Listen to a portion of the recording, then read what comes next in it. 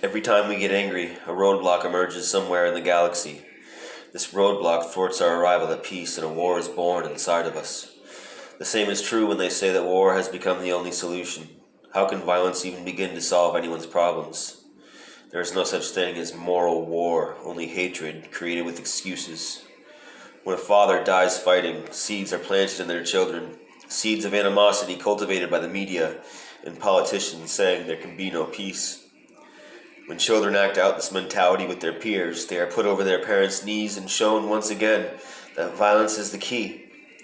When these same children become fully grown, they are bitter towards their neighbors. They even put up fences in their backyards as their humanity wavers. We need to learn to do battle with our words. People have done this in the past, but we act like we've never heard. Their spirits cry out for us to open the history books and read their words of compassion once more. Even prayer can be a silent protest, where we learn to cultivate the peace within us. It becomes vocal when we allow it to physically manifest itself. Peace can be seen on our faces. Our countenance says more than a handshake. Smiles spread joy and happiness in the wake of riots and vandalism. If I could give just one thing to the world, it would be peace. Leaves would begin to form lovingly on fruitful trees, and there would be a home no longer for enemies. There would only be branches to grant us shade while we sat down to sign peace treaties, the whole time smiling with seeds of compassion compiling. Education for peace is more simple than it seems. We can all start by noticing the small flowers and the weeds, and show our children the birds flying from tree to tree. These things are the true nature of the origin of peace. Just as there are classes to teach several different kinds of martial arts, perfecting violence, we need classes on loving others, accepting differences, and building compassion to water the seeds of peace within us.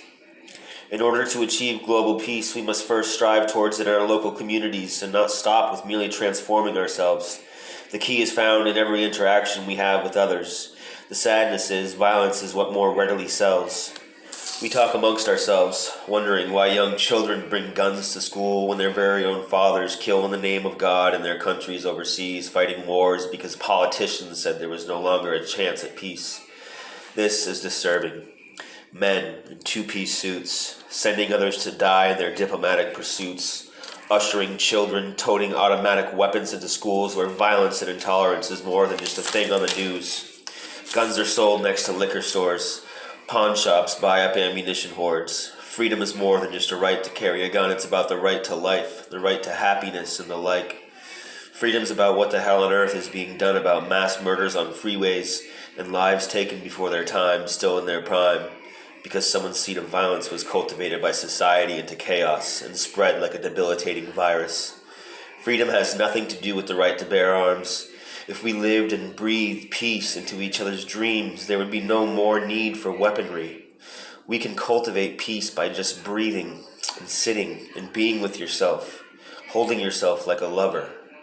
Peace leads to gratuitous action geared towards humanity, being an understanding father and a loving brother. These things are being peace, and it is truly tangible, more so even than a speech that began with, "I have a dream."